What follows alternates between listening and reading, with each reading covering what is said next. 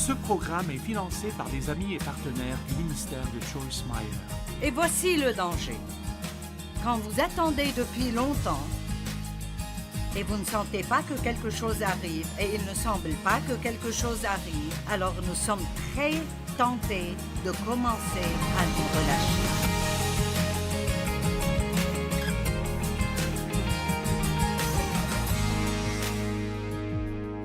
Écoutez-moi, est-ce que quelqu'un est prêt à payer le prix aujourd'hui pour les privilèges que vous voulez plus tard dans la vie? Alors rentrez chez vous avec un nouveau mot maintenant. Et votre chair ne sera vraiment pas contente. Je ne veux pas. Je suis fatiguée. J'ai travaillé toute la semaine. Je ne veux pas faire ça. Eh bien, l'époux est arrivé quand on s'y attendait le moins. Matthieu 25:5. Le marié se faisait attendre. Mon Dieu, avez-vous remarqué que Jésus prend vraiment son temps? Il ne semble jamais être pressé. Et voici le danger.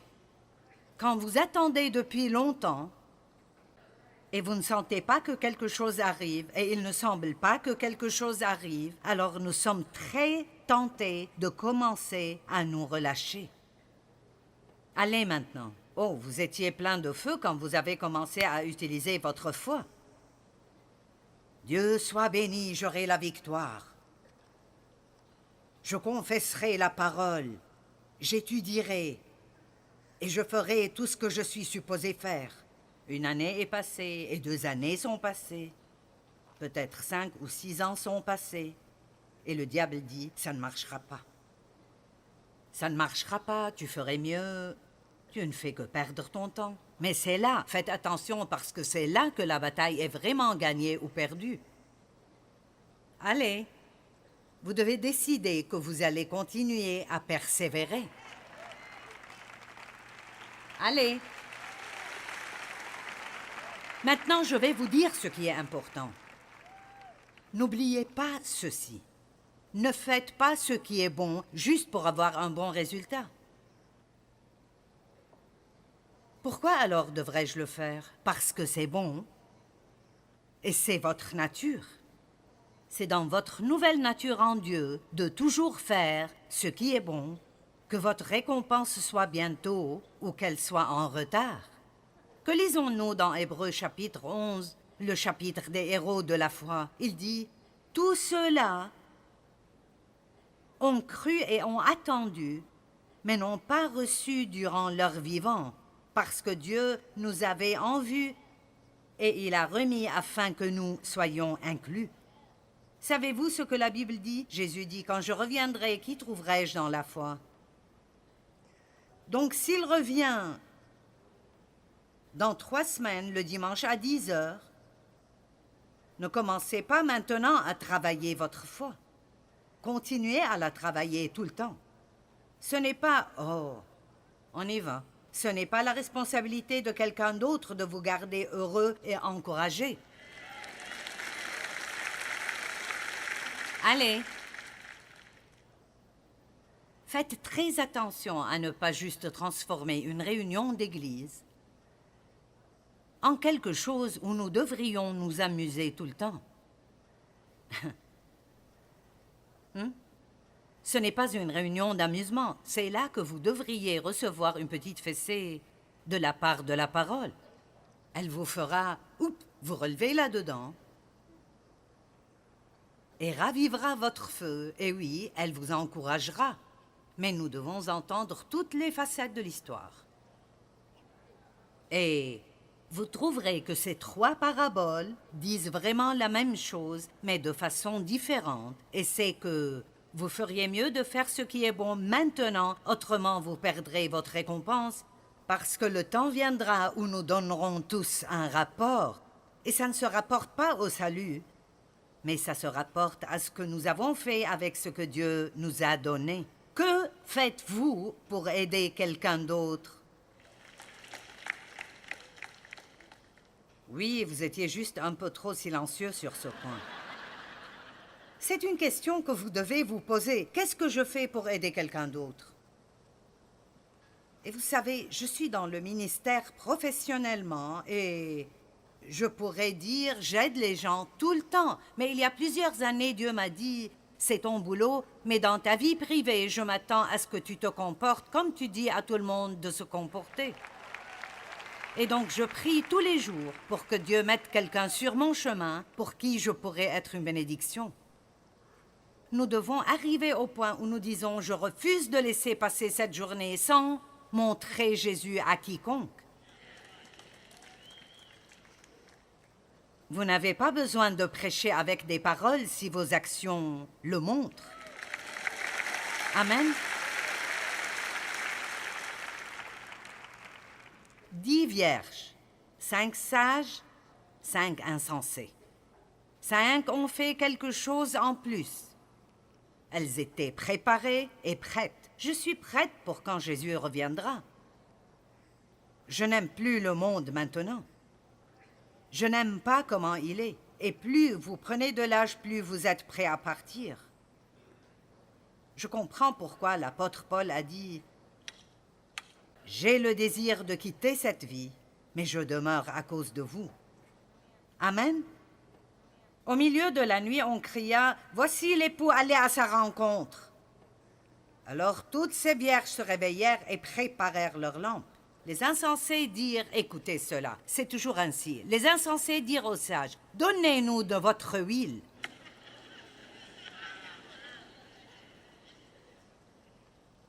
Et n'avons-nous pas beaucoup de cela? Des gens qui ne veulent pas faire ce qu'ils devraient faire, mais ils veulent profiter de ceux qui ont fait ce qu'ils devraient avoir fait.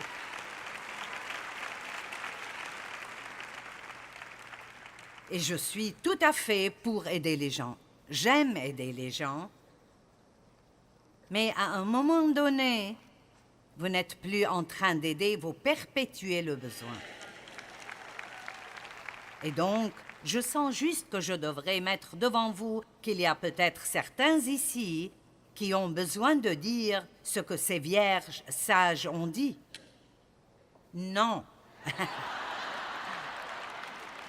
Et je parie qu'elles ont été accusées d'avoir le cœur dur et méchant. Oui. Parce que c'est comme ça que ces gens sont. Ils ne veulent pas faire leur part et ils veulent profiter du travail que vous avez fait. En titre de fait, ils pensent qu'ils méritent le bénéfice.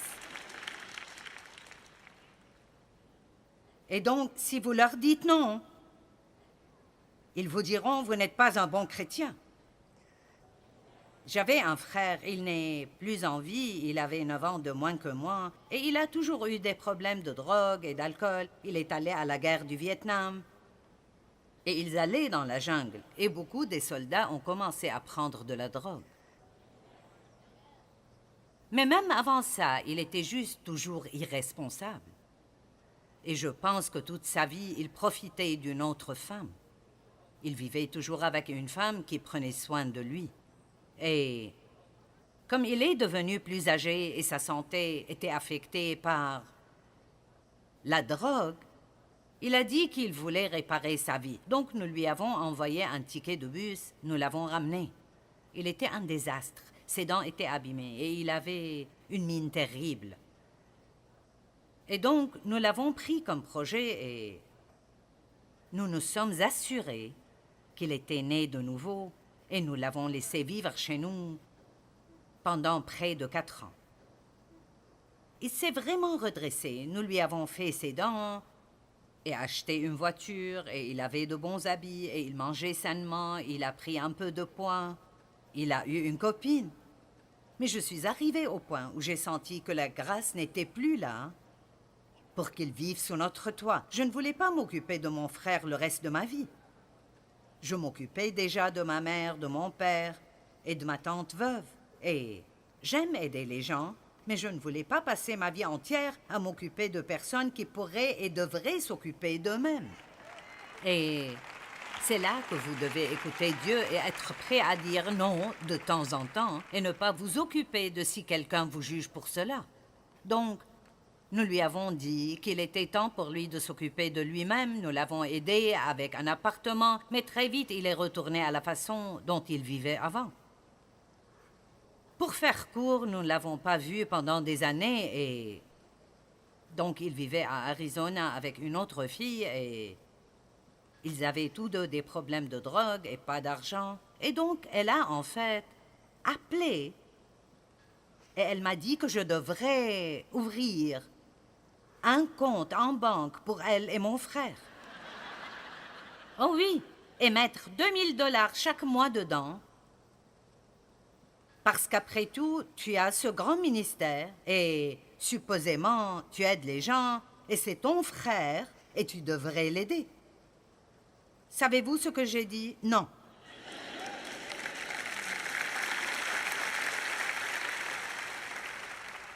Et elle a dit, quel genre de chrétienne es-tu? Tu dis blablabla. Donc, souvent vous faites la bonne chose et vous serez jugé et critiqué pour cela, mais vous ne faites toujours pas ce qui est le mieux pour l'autre personne si vous la laissez continuellement, éternellement, rester comme elle est. Maintenant, quelqu'un avait besoin d'entendre ça ce matin.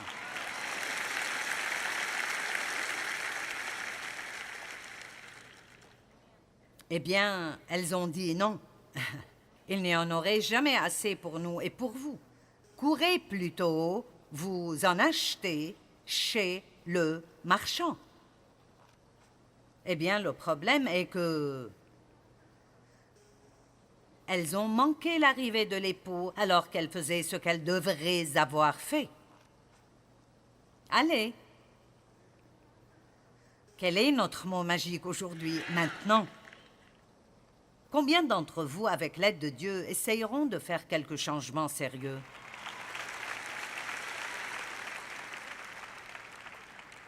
Rangez un peu vos affaires, désencombrez votre maison. Peut-être que vous êtes perfectionniste et personne ne pourrait trouver un grain de poussière dans votre maison. Mais s'il y a des domaines dans votre vie où vous procrastinez, arrêtez de procrastiner. Arrêtez de reporter les choses jusqu'à une autre fois. Commencez à vous préparer pour un peu de délai. Et puis vous arrêterez d'être en retard partout où vous allez. Parce que rien sur cette terre n'est parfait. S'il vous faut 9 minutes pour aller au travail, et vous quittez votre maison 9 minutes avant de devoir être au travail, voici comment iront les choses. Vous sortirez à la voiture en oubliant vos clés. Vous retournerez les prendre et vous laissez accidentellement vos lunettes à la maison. Donc, vous devez retourner prendre vos lunettes et puis le téléphone sonne. Et vous êtes curieux, donc vous ne pouvez pas rater cet appel. Eh bien, vous finissez par mentir à votre patron concernant pourquoi vous êtes en retard. Et la vérité est que vous n'avez pas planifié.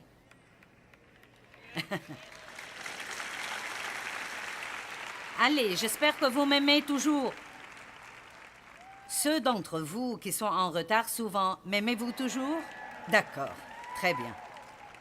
Vous savez, je préfère vraiment me tenir ici et vous dire de belles choses. Je ne suis pas là pour énerver les gens, mais c'est la vérité qui nous libère. Non pas la vérité concernant quelqu'un d'autre. C'est la vérité à propos de nous qui nous libère.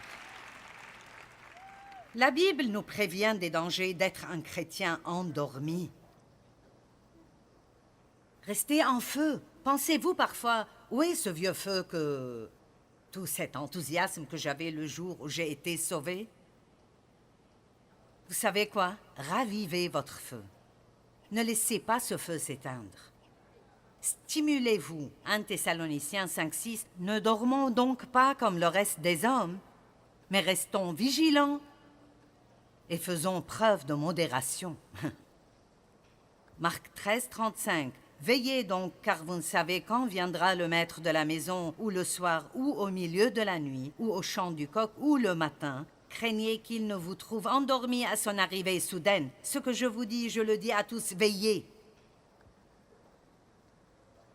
Veillez, votre adversaire, le diable, rôde comme un lion rugissant, cherchant qui il dévorera. Ça n'a pas besoin d'être vous ni moi, mais si nous sommes des chrétiens endormis, il nous surprendra et commencera à nous mentir, et avant que nous le sachions, nous le croirons, et très vite nous perdrons notre foi. Est-ce que vous êtes déjà passé par cela?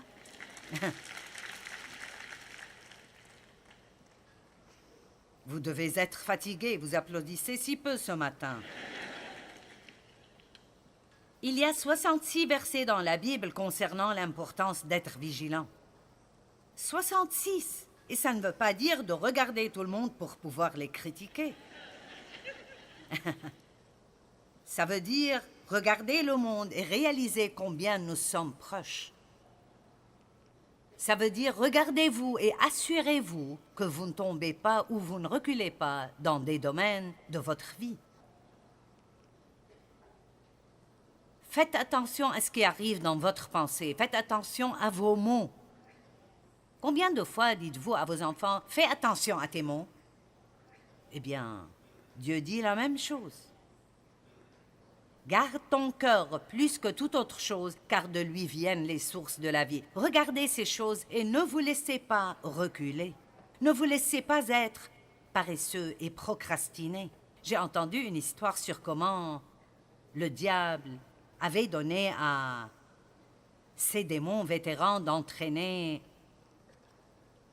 les nouveaux démons à aller dans le monde et tromper les gens et les garder d'être sauvés. Et donc, après qu'ils aient eu du temps pour s'entraîner, et ils ont rappelé pour leur poser des questions, et ils ont demandé au premier, « Alors que feras-tu pour tromper les gens ?» Il a dit, « Oh, je vais juste leur dire qu'il n'y a pas de Dieu. » Et ils ont répondu, « Eh bien, tu en tromperas très peu comme ça, parce que les gens savent par nature que Dieu existe. » Ils ont dit au deuxième, « Que diras-tu aux gens? Je leur dirai qu'il n'y a pas d'enfer. » Ils ont répondu, « Eh bien, tu en tromperas plus que le premier, mais pas autant qu'il le faut. » Et ils ont dit au troisième, « Et toi? » Il dit, « Je leur dirai qu'ils ont beaucoup de temps, reportez ça à plus tard. » Ils ont répondu, « Toi, tu récolteras beaucoup d'âmes pour le royaume des ténèbres. » Vous savez quoi? Les bonnes intentions ne sont pas l'obéissance.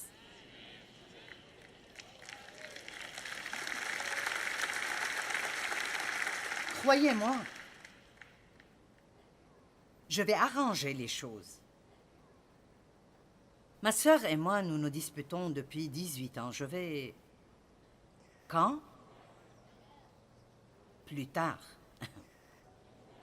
Eh bien, si le Seigneur vient alors que vous êtes encore en train de penser à lui obéir. Amen? Je ne dis pas que cela fera que vous irez en enfer, mais nous devrons donner un rapport. Nous ne savons pas ce à quoi ressemblera ce jour, mais je pense que ce sera défiant. Donc, qu'est-ce que tu as fait de ton temps et de tes dons, Joyce? Qu'est-ce que tu as fait avec l'argent que j'ai mis entre tes mains? Je veux avoir de bonnes réponses. Je veux pouvoir dire autant que possible. J'ai essayé de vivre ma vie pour toi. Je ne l'ai pas fait parfaitement, mais Jésus, tu es le centre. Amen. Ne vivez pas d'une telle façon qu'à la fin, vous regarderez en arrière et tout ce que vous avez est des regrets. Ça doit être un sentiment horrible quand vous n'avez pas fait ce que vous devriez avoir fait, quand vous devriez l'avoir fait, et maintenant il est trop tard pour revenir en arrière. Donc, si vous avez laissé l'étude biblique disparaître, stimulez-vous. Prenez un engagement avec un groupe de personnes. Si vous avez commencé à rester chez vous les dimanches plus que vous allez à l'église, pourquoi ne pas vous stimuler et aller régulièrement parce qu'il y a d'autres personnes qui ont besoin que vous priez pour que Dieu vous utilise. Il ne peut pas vous utiliser si vous restez chez vous. Vous devez sortir et rester parmi ces personnes désagréables qui sont à l'église. Amen. Donc vous allez rentrer chez vous et à chaque fois que Dieu vous montre quelque chose qui doit être fait, vous devez juste aller de l'avant et vous en occuper maintenant. Soyez une personne de maintenant. Vous serez prêt quand le Seigneur reviendra. Elles étaient choquées quand la porte a été fermée et elles ne pouvaient pas entrer. Et Jésus a dit quelque chose de très intéressant. Il a dit, « Je ne vous connais pas. Je ne vous connais pas. » Beaucoup de personnes vont à l'église tout le temps et pensent que c'est tout ce qu'il faut pour être un chrétien. La Bible ne dit pas, quand vous êtes né de nouveau, vous devez aller à l'église. J'encourage toujours les gens à aller à l'église. L'une des raisons pour lesquelles j'aime tellement venir ici est que je peux en fait être à l'église sans avoir de responsabilité. Tout ce que j'ai besoin de faire ici est de prêcher. Je n'ai pas besoin de m'occuper de tout. Vous devriez faire des choses régulièrement et être discipliné. La sagesse est quoi? Le bon sens. La sagesse est quoi? Faire maintenant ce qui vous rendra heureux plus tard. Comme nous attendons l'époux, restons avec les 5 vierges sages qui ont toujours fait un peu plus juste pour s'assurer qu'elles étaient toujours prêtes. Père, nous te remercions pour la parole aujourd'hui et je prie pour que s'il y a quelqu'un ici qui ne te connaît pas, que maintenant il mette sa vie entre tes mains. Si vous êtes là ce matin et vous n'avez pas reçu Christ comme votre sauveur, ou une meilleure façon de le dire est, si vous n'avez pas donné votre vie à Christ, vous n'avez pas besoin de vous rendre meilleur pour que Jésus vous veuille. Il vous veut maintenant. Si vous êtes là ce matin et vous dites « Je veux faire de Jésus le Seigneur de ma vie, je veux le recevoir, je veux être un chrétien, un disciple de Christ », levez la main pour que je vous voie. Je veux prier pour vous. Levez là-haut pour que je vous voie. Avec une foule comme celle-ci, c'est difficile de voir. D'accord, si vous avez levé la main, je veux que vous vous leviez là où vous êtes, non pas pour vous embarrasser, mais si vous ne prenez pas position ici, vous ne le ferez pas dehors non plus. Donc, si vous avez levé la main, levez-vous. Merci, merci. Merci, merci. D'accord, prions tous ceci ensemble. Lisa viendra et nous finirons cette réunion. Prions ensemble. Père Dieu, je t'aime. Jésus, je crois en toi. Je suis désolée pour la façon dont j'ai vécu. J'abandonne mes péchés. Et je veux vivre pour toi. Jésus, je crois en toi. Je crois que tu es mort pour moi. Tu as payé pour mes péchés. Je te reçois maintenant, Jésus. Et je m'abandonne à toi. Merci de m'avoir sauvé. Merci de m'avoir donné une nouvelle vie. Amen. Allez, que tout le monde donne gloire à Dieu. Eh bien, vous savez, maintenant est le moment de faire ce qui est bon. Ne le reportez pas à une autre fois, mais faites-le maintenant.